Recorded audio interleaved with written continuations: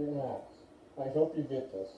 It's me, Max, your older self, attempting to communicate with something called email, the communication device in your day. It seems as primitive as stone tablets that we now use augmented reality.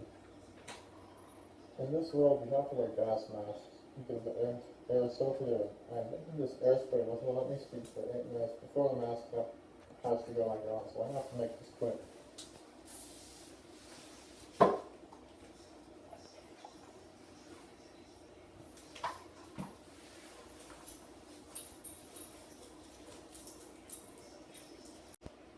I'm living in the year 2050.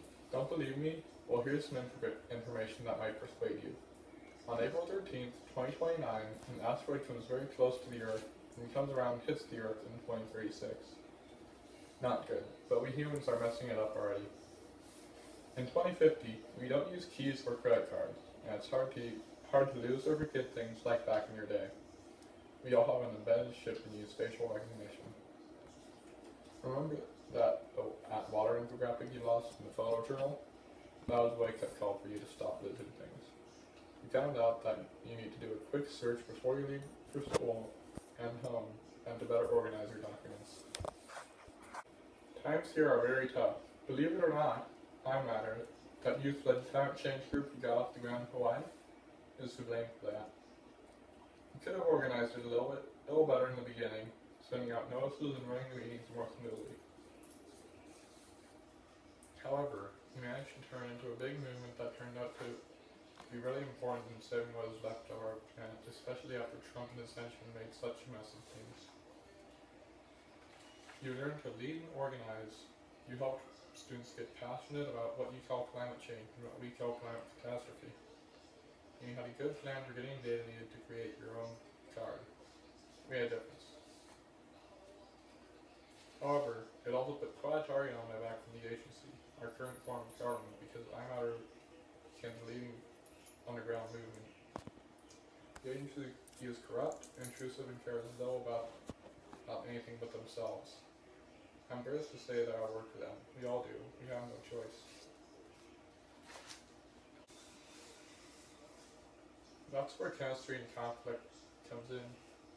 Last time it wasn't your best, because you ended up somewhat behind and kept making excuses and feeling sorry for yourself. See, they didn't listen to your warnings about the dangers of pesticide use and kept using more and more of it. The chemicals in Agent Orange and pesticides are so dangerous they can cause failure of the body's most important systems. As we clearly stated, it should never have been used in war as a deployment, and it should never have been used as a pesticide. Not only did it teach you much needed information about Agent Orange, you learned how to manage a big project when your partner goes AWOL. Something that happens a lot, given that the agency can help make people disappear. Gas masks and goggles are now mandatory, and we have quite a mess on our hands. Going back to that project, I do think your use of the draft notice in the photo is a great metaphor. That project helped you become more independent, which is going to help me now when I go fully off the grid. It may be my only chance at survival. I've recently been living on my own, as Trump and his henchmen have taken everything, including my family. I must find them. That lab report on the conductivity of sodas helped you realize that the answers aren't always obvious or right in front of you. You may have to do some investigating.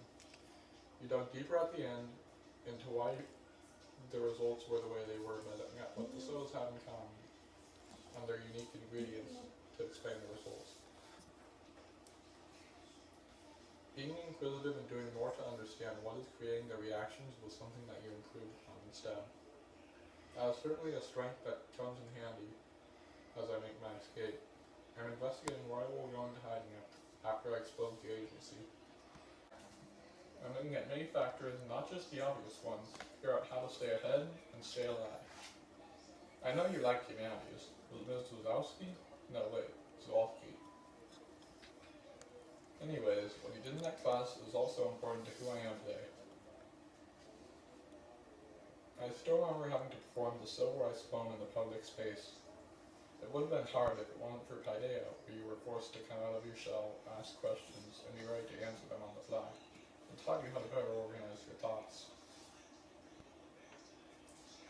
was there that you, me, we learned that while we find comfort in being alone, it doesn't mean that we can't do public speaking. Padilla made you get outside yourself. You had to be quick with answers, and you worked harder at staying engaged, taking notes, and planning ahead. It also made you realize that your opinions are valid. Thanks to your work, I know now that what I have to say is important. I think your best idea was about the documentary 13th and how slavery still exists in the form of our prison system. It was that discussion that prompted your poem on how addiction is seen differently based on race. That poem taught you how to turn thoughts from paragraph form to prose. Is addiction understood when it has a white face? You also wanted to speak out on the topic as a civil rights issue. I still try to embed important messages for the people into my propaganda work, and I'm not afraid to speak my mind. Okay, I'm actually pretty afraid given our new world order, but I still do it. I'm still obsessed with transport and technology, but instead of writing about vehicles, mostly I write propaganda for the agency. I write to put a positive spin on war, famine, how hard life is. How about gas masks, fashion statements, and things like that. Remember Gambit magazine? You loved this project because you got to write about a topic that you were passionate about, and it made you see how much easier writing is when it's about something you like.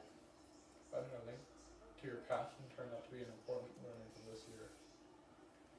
This project also helped you realize how to divide work with your partner to make it less overwhelming. Plus it prepared you for your job at the agency. This world, this life, reminds me a lot of my sophomore year because it was hard to find my balance and my equilibrium. There was always a fine line between being too worried and being too confident. Learning as you did in 10th grade to keep working, get more organized, and to manage multiple projects and work independently makes it easier to survive here. I also think 10th grade is where you started to become a better advocate for yourself, something that has saved my life more than a few times. I also carry my weight with members of my secret underground army thanks to your work at becoming a better team player. It was a good semester for you and me, Max. You're only halfway there. Please keep working as hard as you can because my life depends on it, and don't forget to thank your teachers for imparting their wisdom. Now children are just fed information for their chips. You have no idea how lucky you are to be around thoughtful students and teachers, and to get to speak your mind. Time's up. I need to put the gas mask back on. Wishing me luck as I leave this place and go find my family.